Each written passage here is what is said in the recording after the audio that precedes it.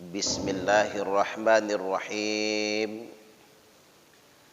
Alhamdulillahilladzi an'ama alaina bi ni'matil imani wal islam. Asyhadu an la ilaha illallah dzul jalali wal ikram. Wa asyhadu anna Muhammadar Rasulullah khairul anam. Allahumma salli wa sallim ala sayyidina Muhammadin wa ala alihi wa ashabihil kiram, amma ba'du. Yang saya hormati guru kita Bapak Haji Al-Ustadz Haji Muhtaram, para guru, imam-imam rawatib,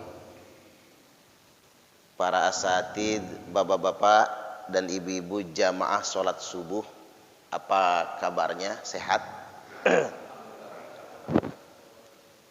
Ntar ini kedekatan sini kadang terganggu, Pak. Yang sininya nggak masuk, makanya kita pegang. Tapi dipegang kayaknya kedekatannya. Baik. Bapak Ibu hadirin wal hadirat rahimakumullah. Hari ini kita sudah memasuki pekan pertama di bulan Sa'ban. Ada yang istimewa di bulan Sa'ban ini, yakni peristiwa nisfu Sa'ban. Walaupun saya sudah lihat beberapa share di media sosial itu yang mengarah kepada upaya mendelegitimasi itu.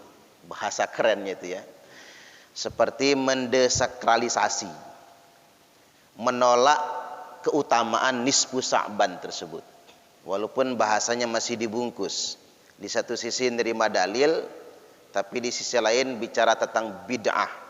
Tapi yang diterima oleh orang awam adalah tentang keutamaan nisfu Sa'ban dan amaliyahnya adalah perbuatan bid'ah. Itu ujung-ujungnya kullu bid'atin dolalah.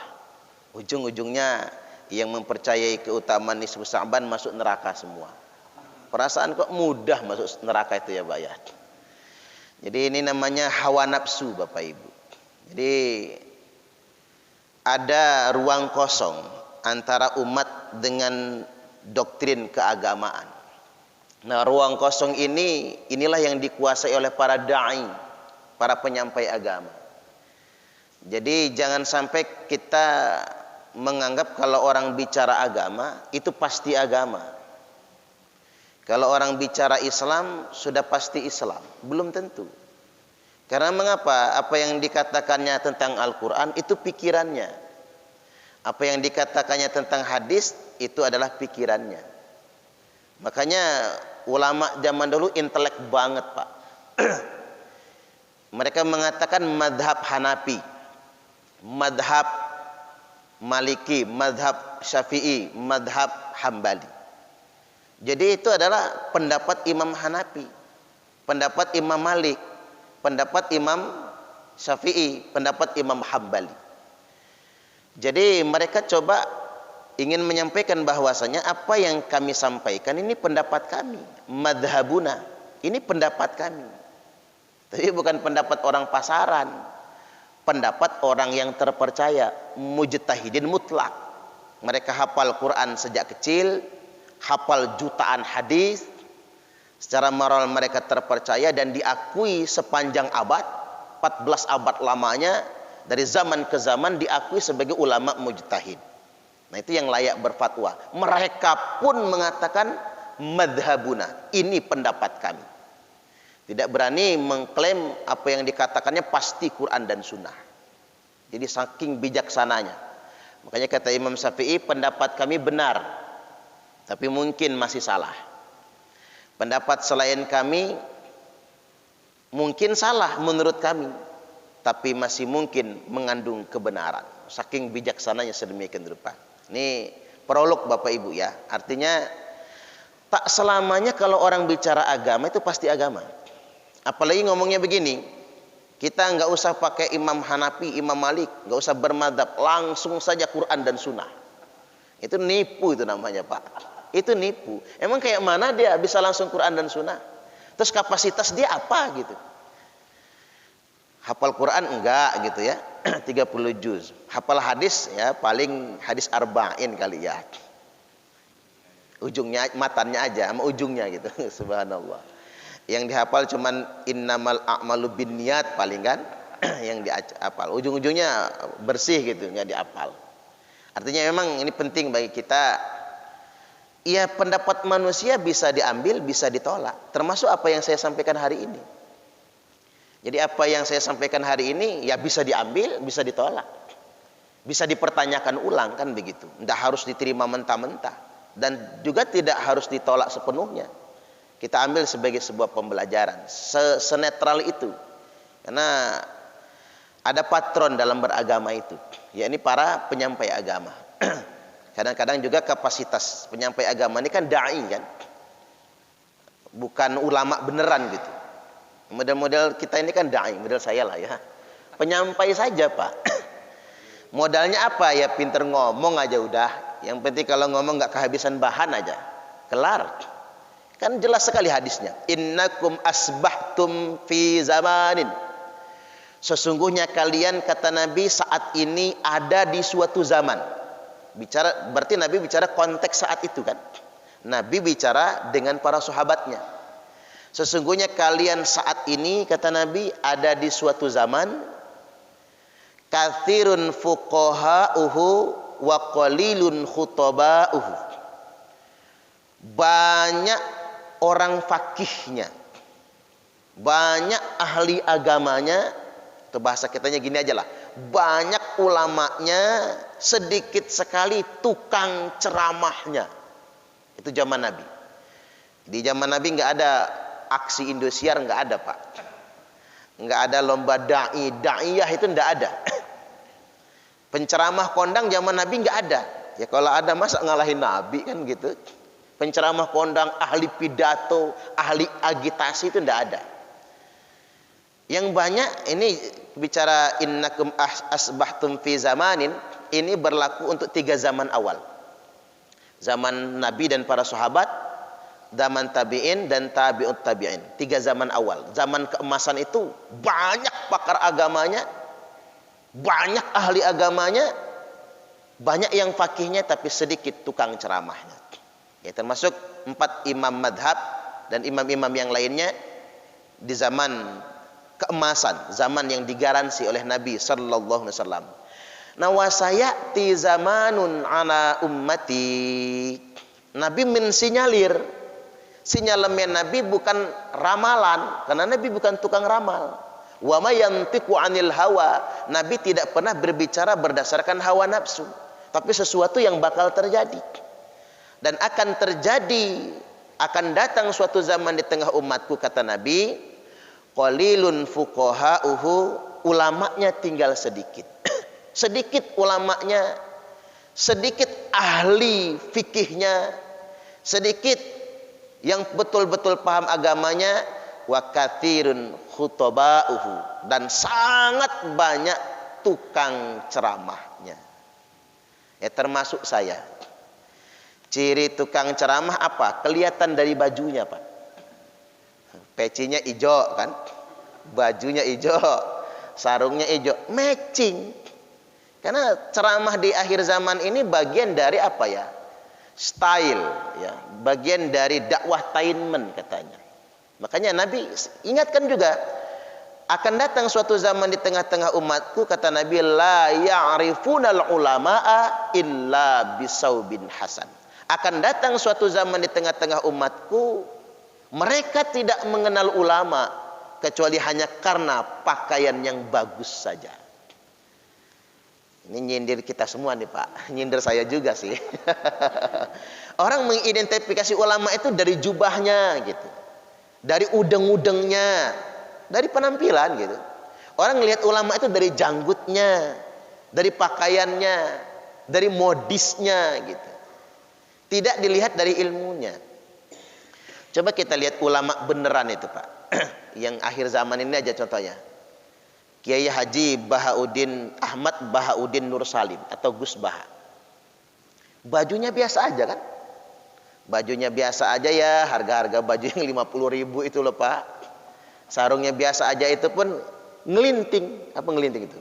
Mengkerat-mengkerat tuh sarungnya gitu ya. Tapi ilmunya, waduh jedut langit lah bahasanya ya. Kita memang nggak seujung kukunya barangkali kan.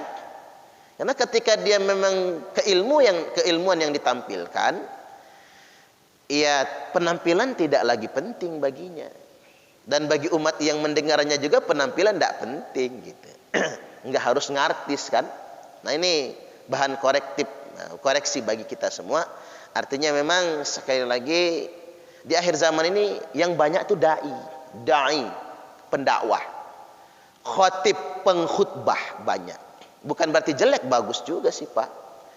Karena kadang-kadang dari lisannya dai itu bisa muncul pembelajaran. Ada ulama besar, kiai kabir ceramah, tapi orang nggak nyambung kan? Ada tuh. Tapi ada pelawak ceramah nyambung orang. Kayak Komar ceramah, bukan Komar, siapa itu? Akri Patrio ya. Akri Patrio ceramah nyambung. Kata Akri Patrio, anak bapak ibu jangan dipinterin semua. Ada yang digoblokin satu aja kata dia. Lo ngapa nggak boleh dipinterin semua? Karena yang pinter-pinter nggak ngurus orang tua. Yang pinter-pinter sekolah tinggi, merantau jauh, punya karir bagus, sibuk dengan pekerjaan, nggak ngurus orang tua. Nah yang ngurus orang tua itu yang goblok kata dia. Maka anaknya masukin pondok, biar pintar mimpin tahlil, mimpin yasin. Nanti pulang kampung, nah itulah yang ngurus orang tua. Saya pikir pintar juga si Aki Patrio ini. Nyambung gitu Pak. Bahasanya sederhana gitu, tapi masuk. Artinya dai juga ada pentingnya sih. Kayak dai cilik misalnya kan. Tidak apa-apa, bukan haram. Tapi semua dai tidak boleh salah rasa. Apa salah rasa itu? Merasa dirinya ulama. Enggak boleh. Apalagi merasa ingin dimuliakan sebagai ulama. Enggak boleh. Tetap menjadi dirinya sendiri. Ya jangan pula dihina Pak mentang-mentang dai kan begitu. Artinya memang proporsional semuanya. Baik, saya kembali dulu ke nisfu Sya'bannya. Terkait dengan nisfu Sya'ban, Rasulullah sallallahu alaihi wasallam bersabda, "Innallaha la yattali'u fi lailatin nisfi min Sya'ban." Sesungguhnya Allah la yattali'u, niscaya turun. Bahasanya ini bukan bahasa zat ya Pak ya, wallahu a'lam. Rahmat Allah yang turun. Kalau di Ahlus Sunnah wal Jamaah itu dihindari sekali kita berbicara tentang zatnya Allah. Jadi rahmat Allah turun ila sama'id dunya, ke langit dunia. Langit dunia itu adalah langit yang pertama. Kalau kita baca hadis tentang Isra wal Mi'raj, langit dunia itu adalah langit pertama. 2, 3, 4, 5, 6 sampai 7. Di langit yang paling dekat dengan dunia itu adalah langit yang pertama. Allah turun ke langit dunia, fayaghfiru li jami'i khalqihi. Allah hendak mengampuni semua dosa-dosa makhluknya. Subhanallah. Jadi menurut saya nikmat paling besar setelah iman dan Islam itu adalah diampuni dosa. Karena kalau kita nggak diampuni dosa, pasti diadab. Dosa itu kalau dia nggak diampuni pasti diadab. Sedangkan diadab itu yang paling kita takuti. Jangankan masuk neraka, masuk penjara aja nggak pengen Pak. Ada nggak yang pengen masuk penjara? Nggak pengen kan? Walaupun seminggu Pak, status tetap narapidana. Ya dikasih makan di sana. Walaupun sebetulnya saya dulu pernah kerjasama dengan Rutan, LP narkotika sama LP khusus wanita itu. Suruh ceramah di sana. Awalnya saya takut Pak.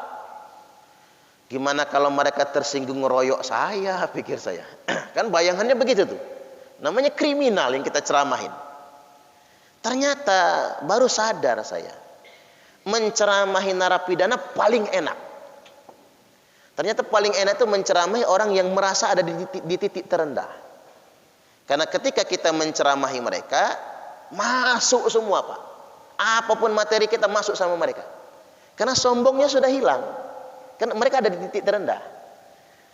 Makanya menyadari dunia ini penjara itu bagus juga kita. Membuat kita tawadhu kan. Ad-dunya sijnul mu'min. Dunia ini penjara orang beriman. Nah yang belajar betul kan orang di penjara tuh. Mereka rendah hati. Masuk semua ceramah. Apalagi ceramah di LP wanita. Nggak ada yang ngantuk. Malah matanya melototin kita semua. Kata saya, ngapa ibu-ibu mbak-mbak matanya melotot? Maaf Ustaz, kami jarang lihat laki-laki di sini. Sekali ngelihat Ustadz, Masya Allah, tambah pede ceramahnya Pak. Mulai bahu kita ngangkat. Karena kita paling ganteng, iya juga ya. Mereka bertahun-tahun nggak pernah ketemu laki-laki kan. Sekali ketemu sama penceramah misalnya, subhanallah. Nah yang paling susah itu kan menceramahi orang takabur. Karena kata guru saya, jangan ceramah ketiga golongan orang. Satu, pejabat yang lagi sombong, nggak bisa diceramahi, tersinggung. Benar tersinggung Pak. Malah by design dipesan ceramah. Nanti ceramahnya ini aja, nggak boleh nyinggung ini. Takut Pak Bos tersinggung. Protokolnya. Nggak maaf. Oh, ada pensiun ya. Jangan bahas ini ya Tat ya. Keren banget. Yang kedua Pak, orang sugih yang lagi takabur. Ya banyak orang sugih tawaduk mah, termasuk masjid ini kan yang bangun orang sugih. Orang sugih yang lagi takabur. Saya pernah ceramah di orang muda-muda, tapi kaya-kaya Pak.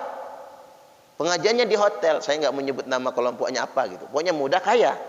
Lagi pokoknya visi bisnisnya lagi menggelegar lah istilahnya.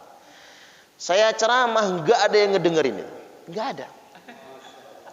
Jadi mereka sibuk karena di hotel kan, di acara buka bersama. Mereka mengelilingi Moja Bundar itu aja kan. Ya mereka sibuk ngomong masing-masing. Saya ngomong sama pembawa acara. Jam berapa saya ceramah?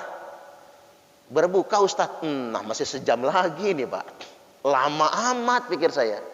Diajak serius, nggak ada yang memperhatikan. Diajak guyon, begitu saya ngelucu, nggak ada yang ketawa. Mulai bulu kuduk saya merinding ya Pak ya. Ini mau sampai kapan saya ceramahnya ini?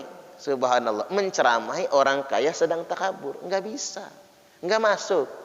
Yang nomor 3 yang nggak bisa diceramahi itu orang gila. Saya pernah Pak suruh nyeramahin orang gila, nggak bisa kata saya. Saya tambah gila nantinya.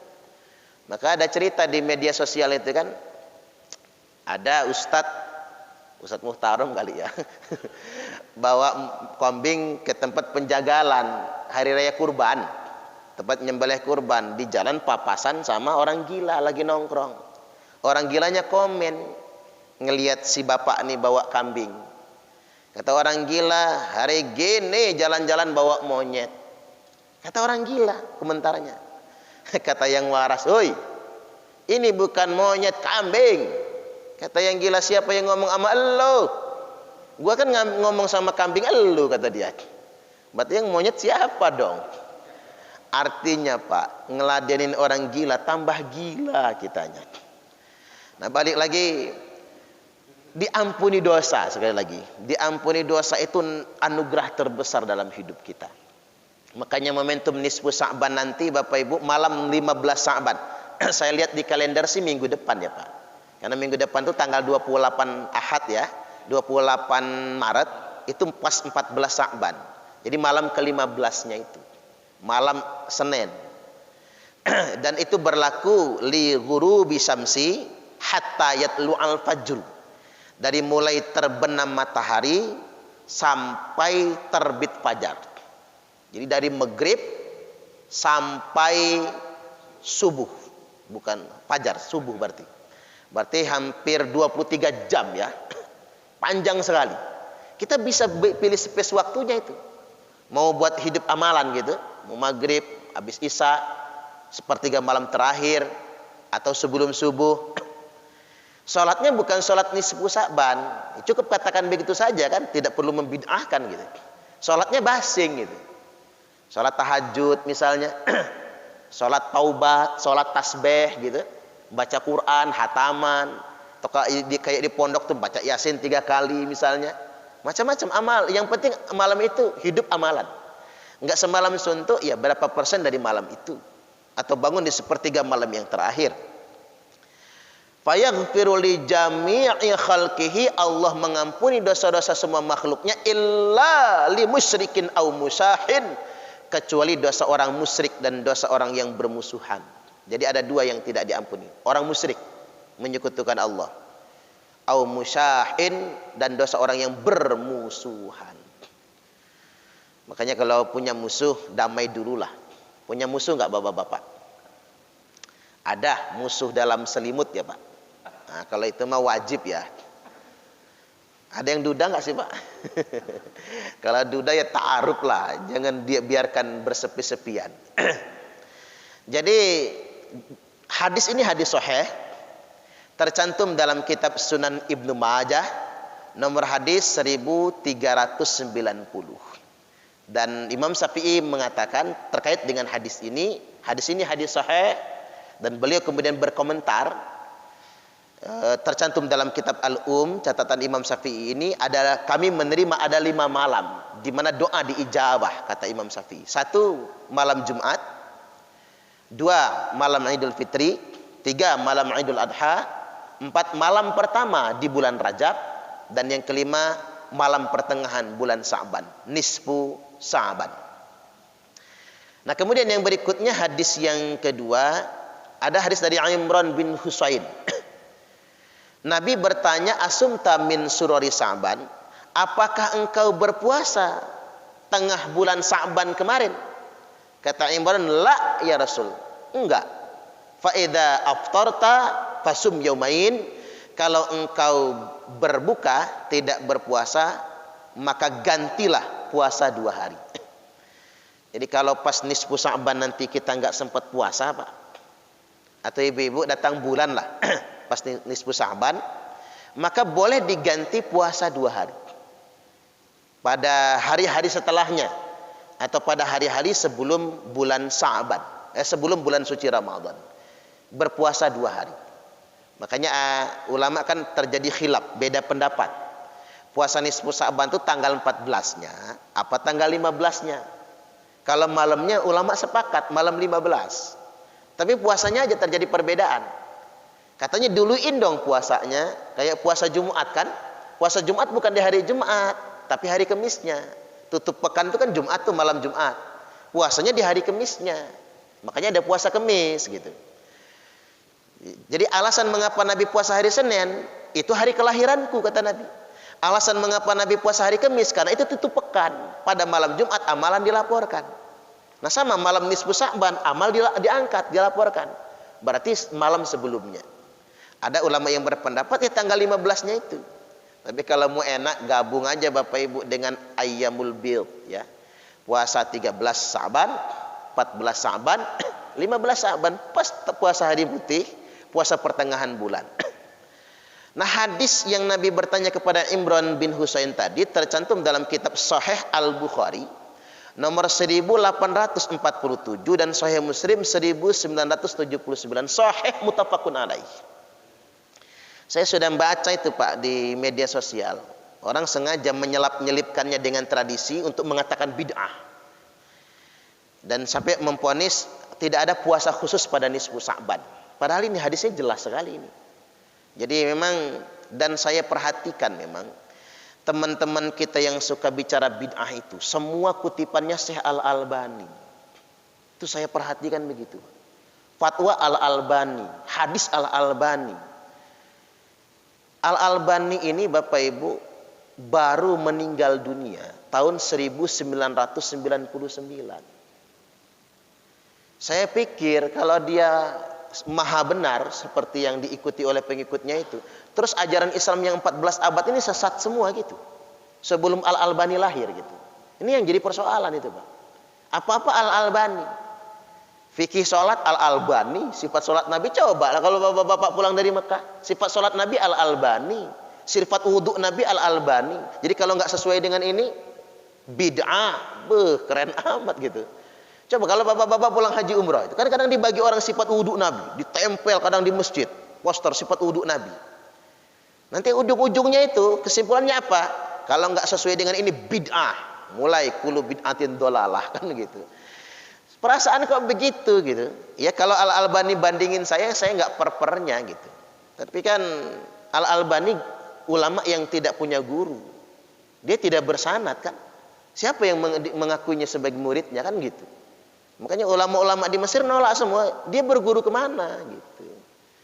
Di universitas mana dia belajarnya gitu. Siapa yang standarnya kemana.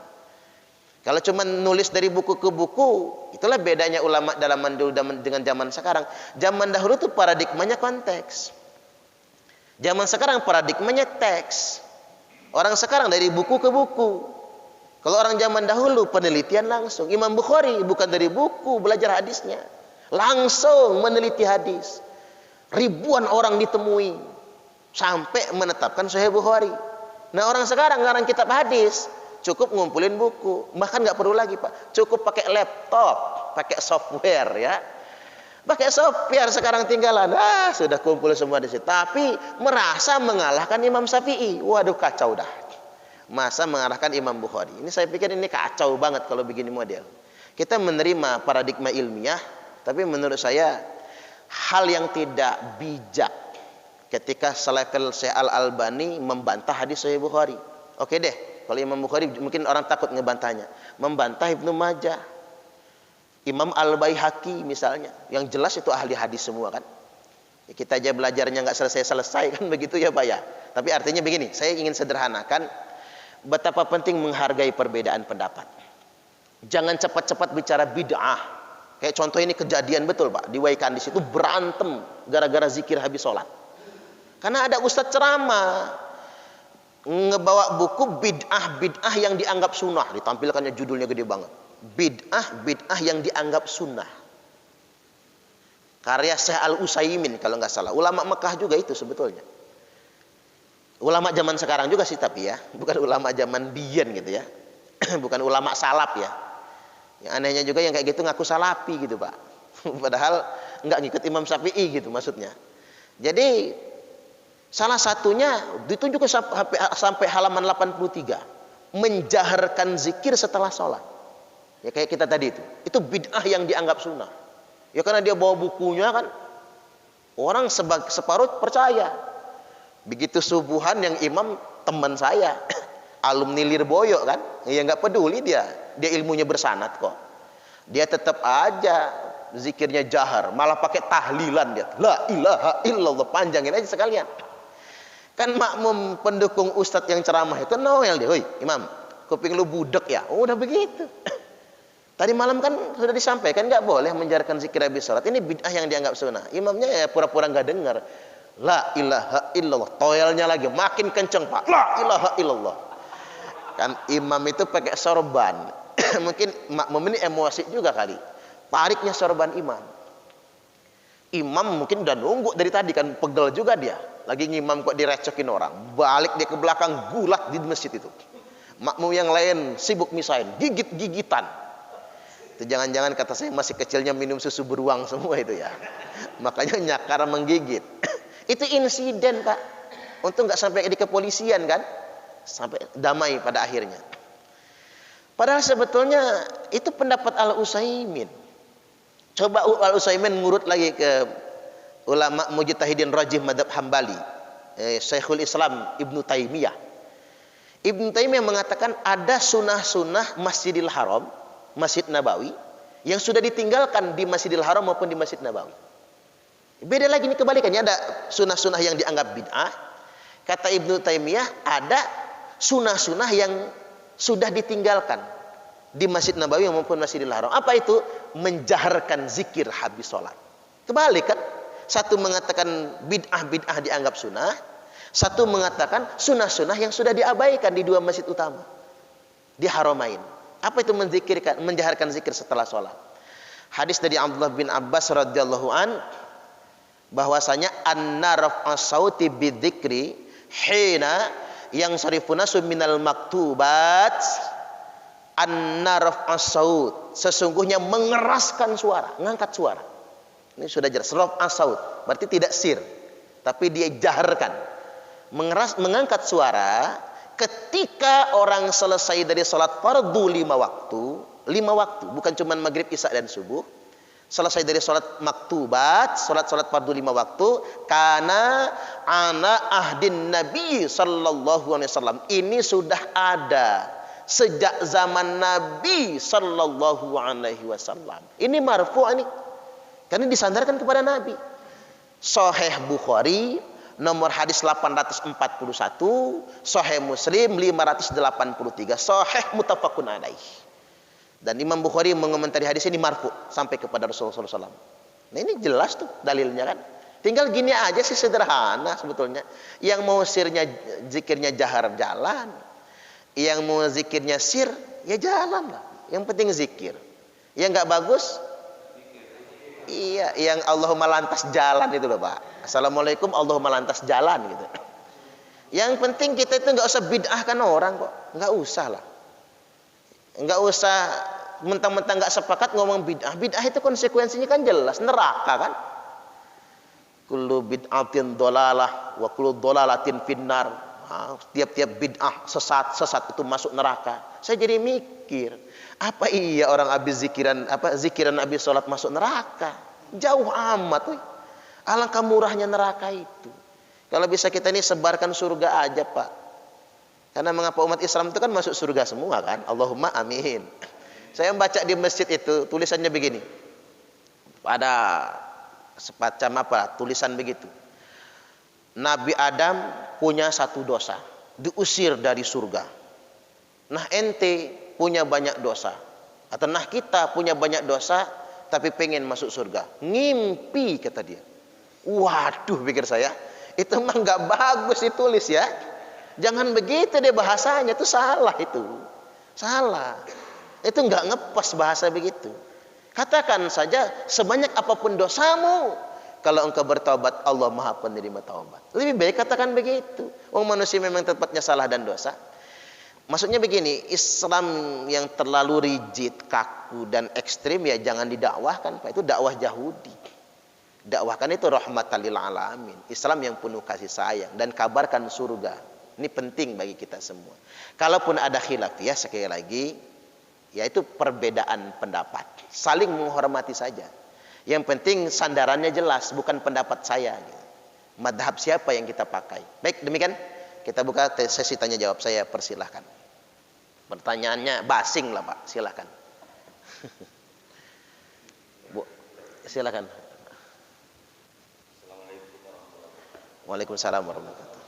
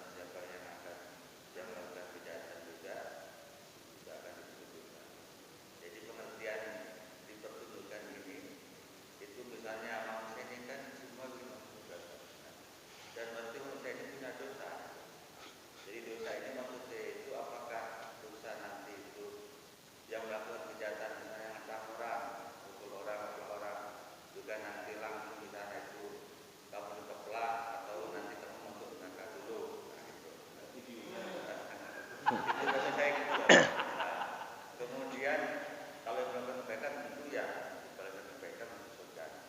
Nah manusia ini kan punya dosa semuanya, apapun nanti kita ini punya dosa dan kita pasti pengen di akhir hayat nanti pasti kita langsung masuk surga. Nggak pengen kita masuk neraka dulu, nggak pengen pasti lagi.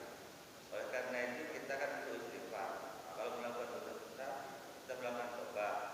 Kayak gini tadi itu sudah menyampaikan sahabat tadi kan semua dosa itu ada ampunin. Tidak ada dosa juga kita akan dosa-dosa akan diampunin. Nah dari ayat ini tadi itu maksudnya pertunjukan itu kalau kita ngepelak orang apa kita nanti mengutarakan pula pegang. Dan kalau mengutarakan itu ini kacau menurut saya gitu. Ya. Terima kasih. Ya.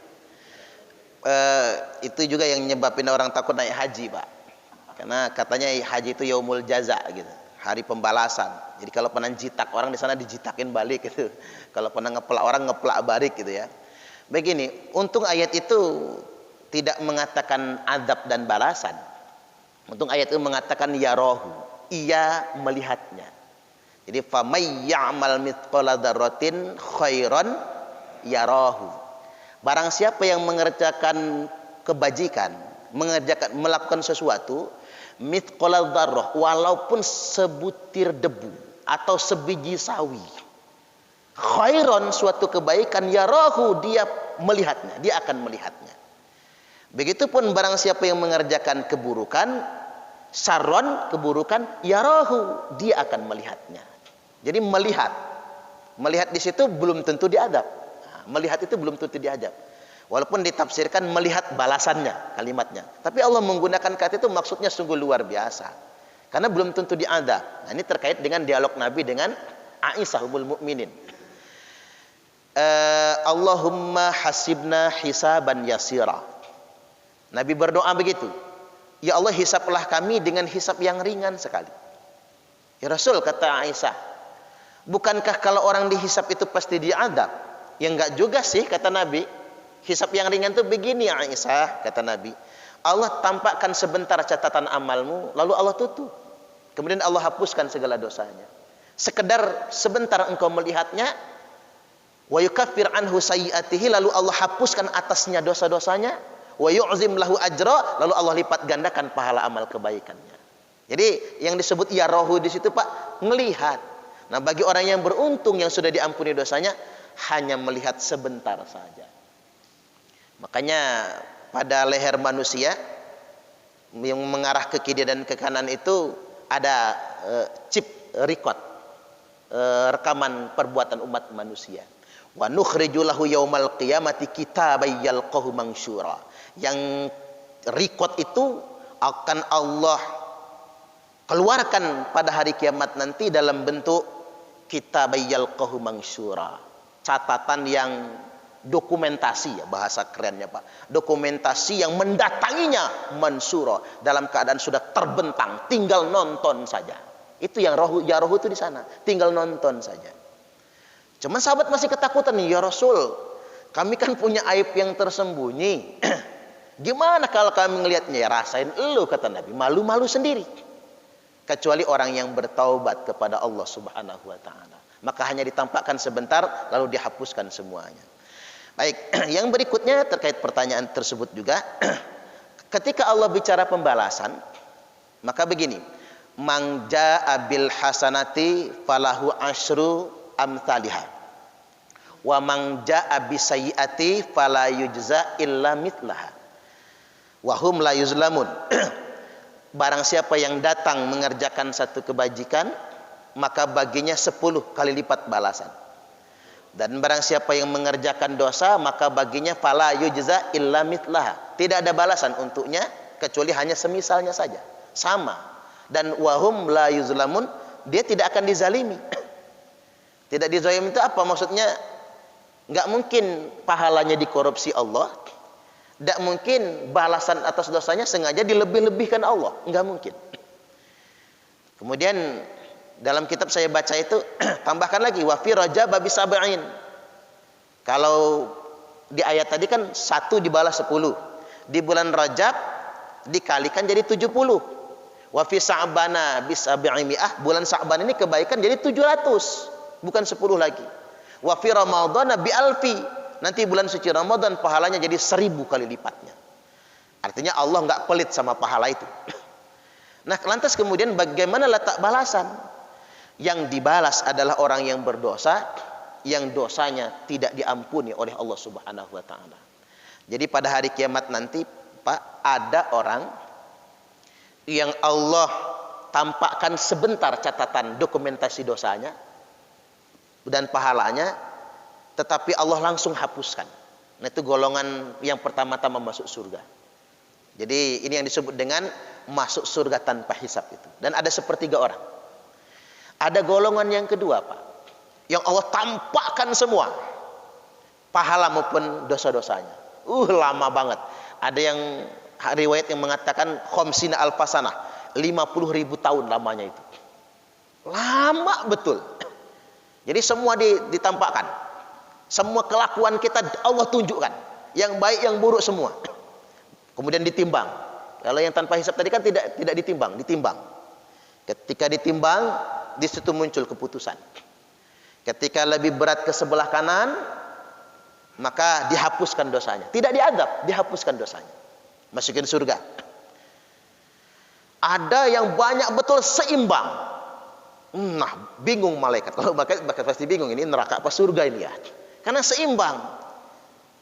Yang manusia ini juga heran, gimana kalau seimbang, apa separuh di neraka, apa separuh di surga. Tiba-tiba banting ke kanan. Berarti kebaikan kan? Allah masukkan ke surga. Nah si fulan ini sampai bingung, ya Allah, tadi kan seimbang. Untuk nyari sedikit amalan biar bobotnya ke kanan saja saya nggak punya lagi cadangan. Tapi kok tiba-tiba bantingnya ke kanan, berat betul. Kata Allah, kamu coba ingat-ingat. Ingat apa ya Allah? Tanggal 21 Maret 2021. Hari Ahad, pengajian kan? Di Al-Ikhlas, iya. Parman yang ngisi Allah. Nah, dia udah duluan ke surga tuh. Allahumma amin. Umpama ya Pak. Kamu tahu itu pahalanya berapa? Pahalanya kata Allah, khairum min alfi raka'atin tatawuan. Pahala kamu ngedengerin ceramah waktu itu walaupun agak ngantuk katanya. Lebih baik daripada 1000 rakaat sholat sunnah. Kalikan 700 keutamaan bulan Sa'ban, 700.000. Kamu duduk sebentar, 700.000 rakaat sholat sunnah, inilah yang banting ke kanan. Subhanallah, masuk surga dia. Nah yang segini nih Pak, 2/3 sudahan. 1/3 masuk surga tanpa hisab, dilihatin sebentar saja, lalu masukin surga. 1/3-nya tadi yang di mizan itu, ditunjukin semua. Serem banget Pak. Serem banget itu. Yang pakai hisab itu serem banget. Tapi masih masuk surga juga. 2/3. Nah, yang mampir 1/3 gitu. Yang mampir ini 1/3 ngapa? Kebanyakan dosa. Begitu ditimbang boro-boro seimbang, langsung banting ke kiri dianya. Overload ya. Kebanyakan. Nah, mampir ke neraka. Karena itu masih umat Muhammad. Ini kita bicara umat Muhammad. Kalau umat yang lain udah kelar aja mereka mah. Kita bicara umat Muhammad. 1/3-nya ini, jadi umat Islam itu yang masuk neraka Bu ya, 1/3. Ya mudah-mudahan ibu-ibu nggak ada yang masuk sono lah ya. Masuk neraka. Ini macam-macam, sehari, seminggu, ya kayak vonis lah, vonis di pengadilan itu. Dan ada remisi Pak. Remisi itu apa? Potongan masa neraka gitu ya. Masa tahanan ada gitu. Ada. Makanya saya nggak setuju lah kalau remisi dihapuskan itu. Ini buat koruptor sama narkoba remisi dihapuskan, nggak ada remisi, tetaplah remisi. Saya nggak sepakat kalau koruptor walaupun korupsi, Pak, harus dikasih remisi.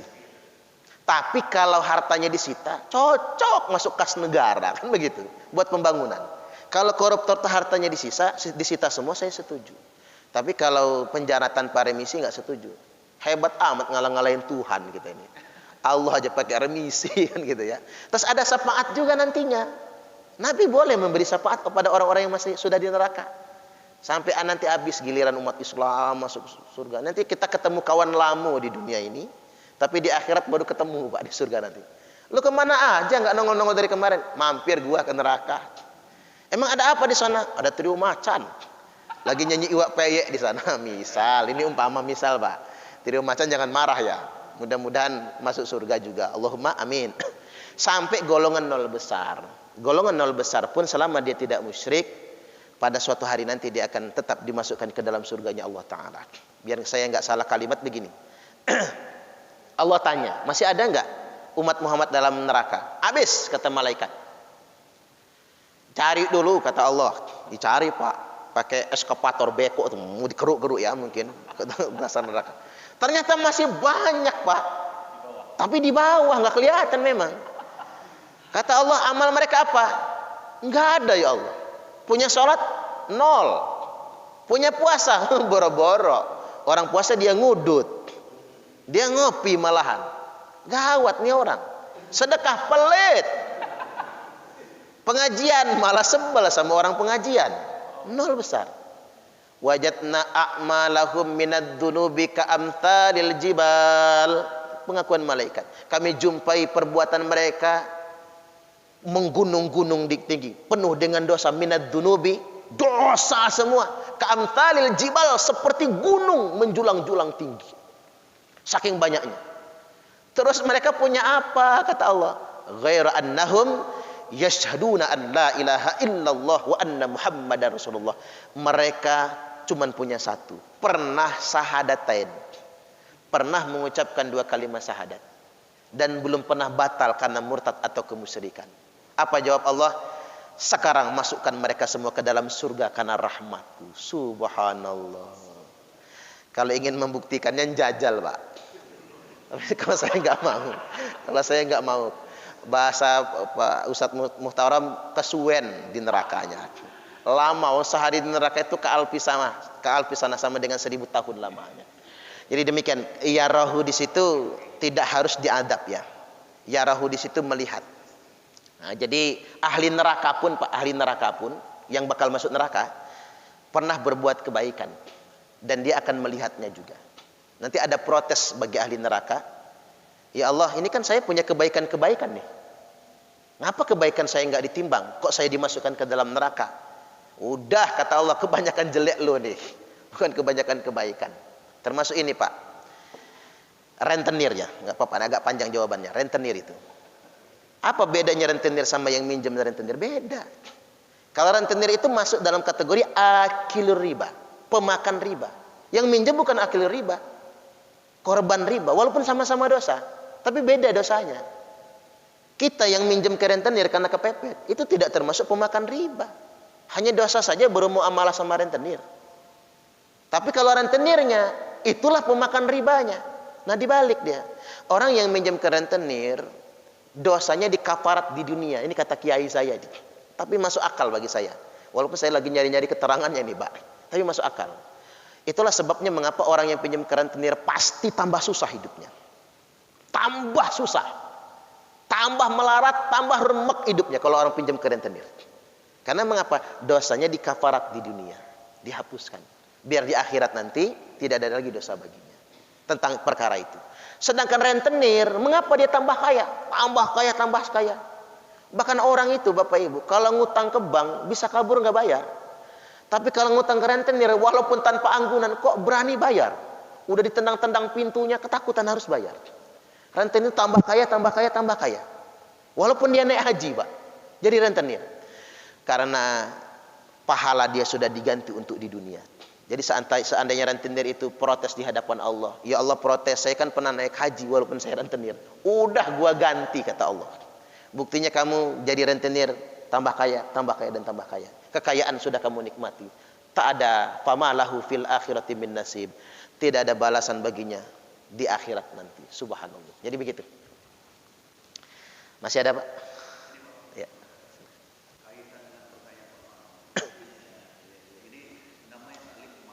Ya, Pak. Aman.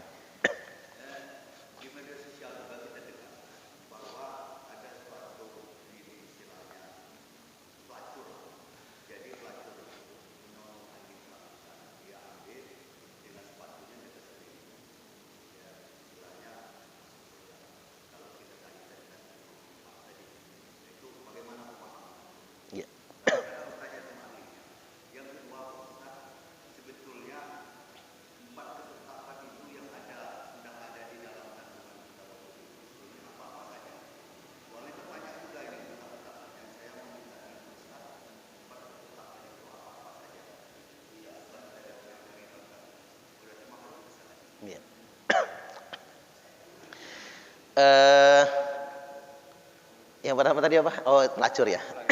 Yaitu jelas untuk hadis Sahih Bukhari Muslim ya. Dan kalau di Riyadhus Shalihin itu bisa kita baca di bab taubah ya.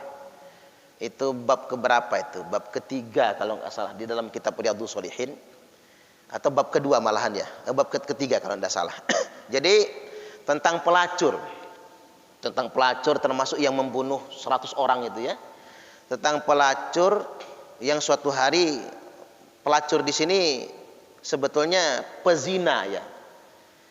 Tapi sering kita sebutnya pelacur. Pezina di sini kan tidak harus perempuan kan? Pezina di sini kan laki-laki juga pezina. Orang yang suka melacur ya pezina kan? Pelacurnya juga pezina. Jadi katakanlah pelacur lah bahasanya sederhananya. Orang yang pezina, suatu hari dia kehausan dan ketika dia hendak minum, mengambil minum di sumur, ada anjing yang sedang menggelepar-gelepar, kehausan di situ. Kemudian dia timbahkan air pakai sepatunya. Kemudian dia minumkan ke anjing tadi, memberi minum anjing tadi. Kemudian si pelacur ini menangis sejadi-jadinya. Mengapa dia menangis? Dikarenakan alangkah kasihan anjing ini, kehausan. Apalagi saya seorang pezina, seorang pelacur, seandainya masuk neraka dan kehausan dibakar, apa jadinya saya? Nangis, tobatlah dia, Pak. Begitu tobat, jatuh sakit, mati. Kemudian Allah terima tobatnya dan Allah takdirkan dia masuk ke dalam surga. Jadi sebab dia masuk surga itu tak sekedar ngasih minum anjingnya, tapi karena taubatnya. Taubatnya itu yang nggak boleh hilang. Ini yang dipahami kan nggak seperti itu, Ustaz. Oh gitu. Sementara yang tidak dipahami seperti itu. Anjingnya jadinya salah. Ada taubatnya. Baru jelas. Bukan karena kasih minum, Pak. Nah, kalau bapak-bapak mau salah paham, bahaya. Nanti cari anjing ikat, suruh keausan aja. Terus kasih minum kan? Enggak begitu. Sama kayak contoh Imam Al-Ghazali dalam manaqibnya kalau tidak salah ya, diceritakan beliau bermimpi didatangi malaikat rahmat mengabarkan beliau bakal masuk surga. Loh, ngapa kata Imam Al-Ghazali? Apa karena saya ngarang kitab terlalu banyak? Entah kapan beliau nulisnya ya Pak. Yang jelas Imam Al-Ghazali itu antara umurnya sama kitab yang dia tulis, itu kalau dibagi habis itu katanya sehari beliau menulis 80 lembar. Sedangkan mahasiswa aja Pak nulis 80 lembar skripsi nggak selesai-selesai. Mahasiswa abadi malah nggak kelar-kelar. Itu apa yang jiplak itu juga Pak. Jiplak nyari kemana-mana gitu ya. Kok Imam Al-Ghazali bisa dengan bahasa Arab yang sempurna kan? Saya jadi luar biasa. Apa karena itu? Bukan, kata malaikat. Apa karena murid saya yang ribuan? Bukan juga. Apa karena haji saya? Bukan. Tahajud saya? Bukan juga. Loh, karena apa? Karena hari itu engkau sedang menulis. Ada lalat yang terbang jatuh di dalam tintamu. Lalu engkau ambil pena, Imam Al-Ghazali ini sama penanya itu diambil lalatnya Pak, ditiup-tiup sambil menangis. Kasihan lalat ini, berenang-renang di dalam tinta. Apalagi saya, seandainya saya berenang-renang di dalam neraka. Lalatnya terbang. Gara-gara itu engkau masuk surga, kata malaikat rahmat. Cuman kan nggak bisa niru kita Pak. Bapak-bapak habis dari sini ngopi misalnya, ada lalat masuk kopi. Kemudian kita selamatkan, lalu papa masuk surga, menyelamatkan lalat, kan nggak bisa kan? Artinya risaunya Imam Al-Ghazali akan neraka gitu, kesolehannya gitu Pak, komitmen taubatnya itu yang Allah lihat kan. Makanya jangan menyepelekan amal walaupun kecil, karena boleh jadi karena itu kita masuk surga. Termasuk kita masuk toilet. Begitu masuk toilet ada tumpukan emas. Kalau emas beneran sih nggak apa-apa gitu. Khawatir tumpukan emas apa? Tumpukan emas. Begitu kita masuk toilet Pak, ketemu tumpukan emas punya orang dan kita nggak seudon. Ini apa punya Ustadz Muhtar misalnya kan? Kita nggak seudon, kita siram saja itu. Ikhlas kita. Ini masjid. Kita siram saja tanpa ngedumel, tanpa marah. Boleh jadi kita masuk surga gara-gara itu. Karena waktu itu kita boleh memilih kan. Begitu masuk ada tumpukan emas, keluar lagi lah. Sorry amat, punya gua juga bukan. Kita bisa melakukan itu kan. Makanya ada orang yang masuk surga gara-gara membuang duri di jalan kan gitu ya. Saya pernah ini ngebut, biasa masih muda kadang-kadang sukanya ngebut ya Pak, di jalan bypass itu. Terus ada ibu-ibu motornya di pinggir bypass itu, dia lari ke tengah jalan. Saya kan ngebut, itu hampir saya klakson sekeras-kerasnya Pak, saking sebelnya saya. Itu orang tuh cari mati pikir saya. Tapi begitu jarak berapa meter, ada batu bekas, bukan batu, bekas bongkahan runtuhan rumah itu, pasir, semen udah sama batu itu, bata ya Pak, ngeletak di tengah jalan. Saya bersyukur sekali nggak jadi ngelakson dan nggak jadi marah. Kalau saya ngelakson saja alangkah besar dosa saya. Karena sebetulnya ibu itu ngebuang batu di jalan, seandainya itu ketabrak mobil mental kena orang, ketumbur motor, motornya melanting pasti Pak. Subhanallah, dia bertaruh nyawa untuk melakukan itu semua. Jadi boleh jadi dia masuk surga hanya gara-gara membuang batu di tengah jalan itu. Bukan masuk surga gara-gara haji apa ibadah yang besar lainnya. Baik, satu lagi pertanyaan tadi tentang apa? Oh iya. Ulama masih khilafiyah ya Pak tentang apa namanya? Ajal, maut ya, maut, jodoh, ajal gitu ya, surga dan nerakanya, sampai segitunya. Bahkan ada hadis sahih sebetulnya, ma minkum min ahadin illa waqad kutibat semakanahu fil jannati awin nar. Tidak seorang pun di antara kalian kecuali sudah Allah pastikan tempatnya di surga atau neraka. Serem banget itu. Itu kalau begitu kata sahabat Nabi, ngapain lagi sholat? Gitu ya. Kalau takdirnya surga ya bakal surga juga kita. Kalau takdirnya neraka ya percuma lah, udah capek-capek sholat ujung-ujungnya masuk neraka juga. Jadi ulama juga masih berselisih pendapat ya Pak tentang itu semua, bagaimana menafsirinya, tentang jodoh misalnya, tentang maut ya, tentang rezeki. Karena itu masuk dalam kategori kodok mubrom. Kodok mubrom itu apa ya? Kodok yang nggak bisa berubah. Pastinya begitu gitu. Kodok yang nggak bisa berubah. Cuman ulama menyepakati tidak ada yang bisa memastikan mana kodok mubrom. Kalau kodok mubrom itu kita laki-laki ini kodok mubrom, nggak bisa berubah lagi, ini kodok mubrom. Nggak bisa transgender. Kecuali kayak siapa itu Pak, atlet poli yang jadi TNI itu ya. Karena memang ada kasus alamiah tuh, ada yang sedemikian rupa. Dan memang setelah diteliti memang dia bukan perempuan kan. Memang dia aslinya laki-laki, cuman dia punya kelainan tertentu. Akhirnya sekarang ditetapkan sebagai laki-laki. Karena memang dia laki-laki, nggak punya rahim, hormonnya juga perempuan. Jangan-jangan mungkin dia punya sperma ya, makanya dia ditetapkan sebagai laki-laki. Itu berbeda. Tapi yang jelas itu kodok mubrom yang nggak bisa dirubah. Nah tentang maut, ada ulama yang berpendapat dia kodok muqayyad. Jadwal mati itu bisa berubah. Tapi yang merubahnya bukan kita, tapi Allah yang merubahnya. Ada orang yang Allah segerakan ajalnya karena khawatir dia berbuat maksiat suatu hari nanti. Ustaz Muhtaram ini udah soleh banget nih kata Allah. Kalau gua panjangin umurnya takut maksiat, matiin aja sekarang. Umpama, tapi jangan diaminin ya Pak ya. Kita ingin beliau panjang umur soalnya. Itu Allah yang merubah, tapi makanya nggak bertentangan kan kita berdoa minta panjang umur itu boleh aja. Ada kodok itu ada ajal itu yang Allah jangan dulu dimatiin lah Parman sekarang, masih dibutuhkan ceramahnya. Amin ya, ini boleh amin kalau ini Pak. Jadi Allah yang punya tahu itu semua. Nah kita tinggal menempuh sababiahnya. Sababiahnya apa? Doa gitu ya, silaturahim. Kan katanya silaturahim memanjangkan umur, banyak sedekah dan lain sebagainya.